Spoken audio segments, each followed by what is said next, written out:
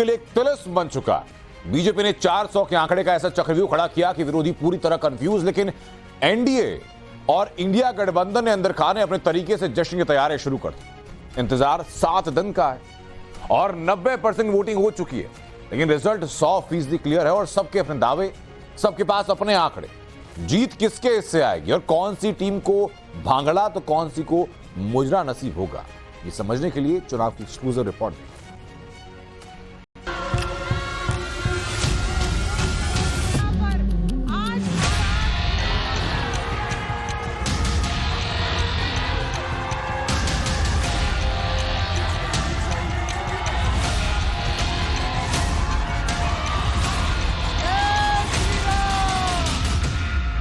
को वहां जाके मुजरा करना है तो भी करें। भारतीय जनता पार्टी वाले 7 समुंदर दूर दिखाई देंगे। 4 तारीख को इंडिया गठबंधन की सरकार बनेगी। BJP is going soon on 4 जून।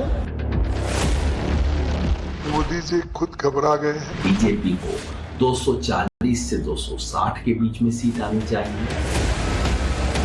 जैसे भी गुना गणित कर लो, भाजपा केंद्र में बहुमत से नीचे नहीं आएगी। मोदी जी 310 सीटें पार कर चुके हैं। अपने अंतिम और 7वें चरण के मतदान का इंतजार कर रहा 2024 का चुनाव 486 सीटों पर उम्मीदवारों का फैसला कर चुका है। देश की सत्ता का ताज तीसरी बार देश के प्रधानमंत्री नरेंद्र मोदी के सिर सजेगा या इंडी गठबंधन की सरकार बनेगी, उसके लिए महज 7 दिन यानी 4 जून का इंतजार करना है। आखिरी चरण के लिए जबरदस्त घमासान है, वार पर वार और पलटवार हो रहे हैं। देश के प्रधानमंत्री ने बिहार के काराकाट से एक ऐसा हमला बोला कि विरोधियों को मिर्ची लग गई। मोदी के लिए संविधान सर्वोपरि है। मोदी के लिए बाबा साहब आंबेडकर की भावना सर्वोपरि है।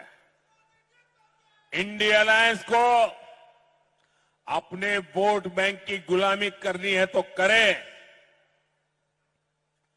उनको वहां जाके मुजरा करना है तो भी करें। मैं एससी, एसटी, ओबीसी आरक्षण के साथ डट करके खड़ा हूं, खड़ा रहूंगा, जब तक जान है लड़ता रहूंगा। मोदी के मुजरा वाले इस बयान के बाद बौखलाई समाजवादी पार्टी और कांग्रेस ने मोदी पर पलटवार किया और इसे मोदी के आत्मविश्वास को लड़खड़ाने और हार से घबराने वाला बता दिया। हमें ये संकेत मिल रहे हैं कि मोदी जी खुद घबरा गए हैं।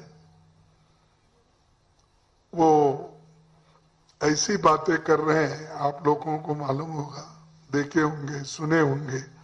यहां भी आके जिस ढंग से उन्होंने भाषण किया, आज बिहार में कैसा किया, किसी को नाचना है तो नाचने दो, मुजराए करना है मुजराए करना है, ऐसी बातें मैं ही नहीं समझता। एक देश के प्रधानमंत्री,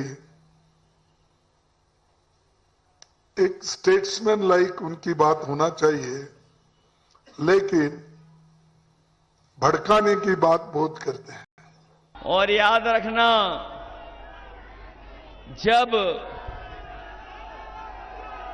जब आत्मविश्वास लड़खड़ाता है, याद रखना साथियों, पत्रकार साथियों से भी कह रहा हूं मैं, कि जब किसी का आत्मविश्वास लड़खड़ाता है तो जवान भी लड़खड़ा जाती है।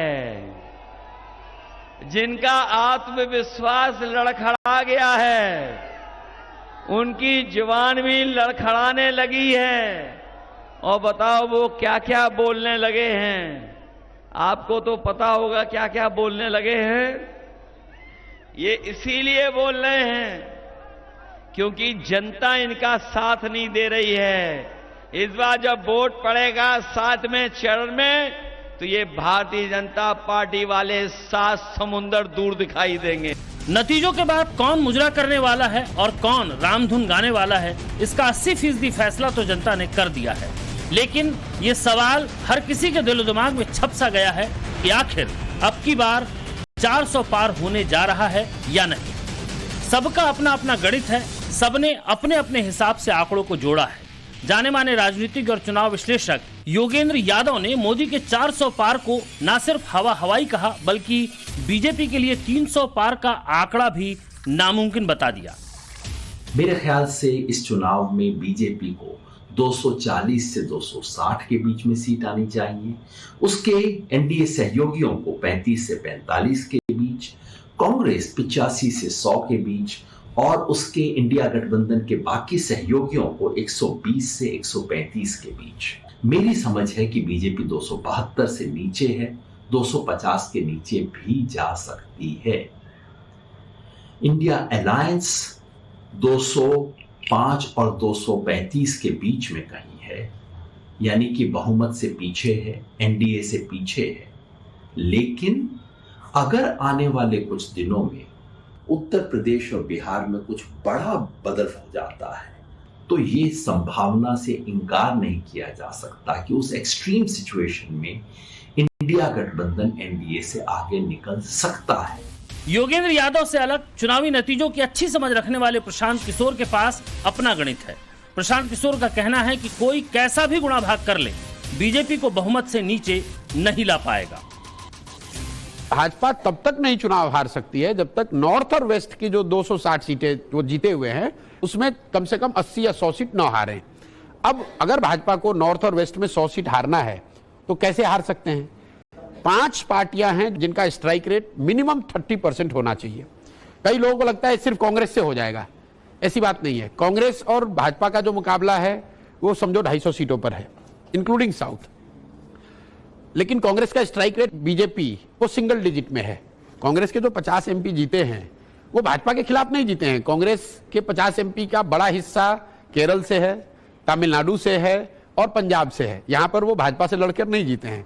जहां पर भी भाजपा से उनकी लड़ाई थी वो सब जगह भाजपा जीती है। साथ साथ दूसरी बड़ी पार्टी एसपी उत्तर प्रदेश में 80 सीट है, एसपी सिर्फ 5 सीट जीती, उसकी वजह से भाजपा का स्ट्राइक रेट ज्यादा है।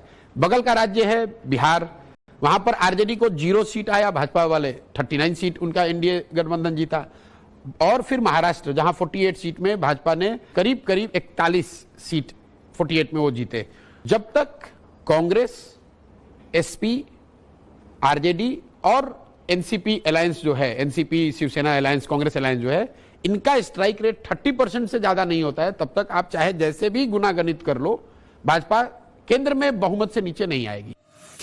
400 पार का दावा करने वाली बीजेपी को कितनी सीटें मिलेंगी, इसका गणित महीने भर पहले से चल रहा है। सबसे पहले कांग्रेस के बीच कंफ्यूजन को देखिए।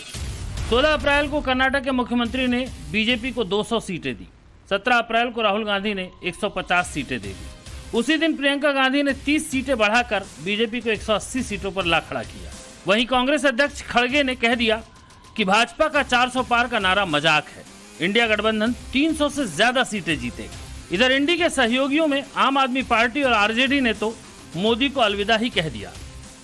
अच्छे दिन आने वाले हैं, मोदी जी जाने वाले हैं। अच्छे दिन आने वाले हैं, अच्छे दिन आने वाले हैं।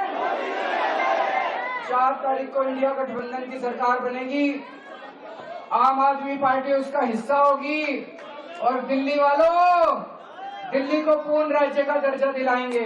Going soon on 4th June. BJP is going soon on 4th June. टन टन टन टन टन टारा, बीजेपी हो गई 9-2-11। यूपी में अखिलेश का कॉन्फिडेंस लेवल अलग ही है। वो 80 की 80 सीटें जीतने का दावा कर रहे हैं। अब तो लग रहा है कि 80 की 80 सीटें इस बार इंडिया गठबंधन जीतने जा रहा है।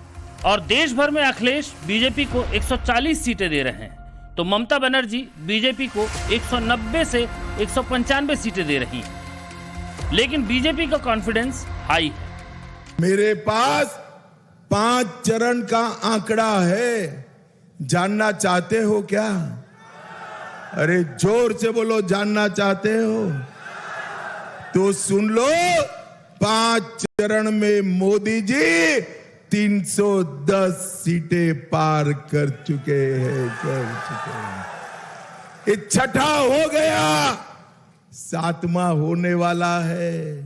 आप लोगों को 400 पार कराना है, 400 पार। अब 4 जून का इंतजार है। आंकड़ों के अंकगणित की अग्नि परीक्षा उसी दिन होनी है। देखना होगा कौन मोदी के मुताबिक मुजरा करेगा और कौन समंदर पार जाकर ढोल मंजीरा बजाएगा। ब्यूरो रिपोर्ट, टाइम्स नाउ, नव भारत।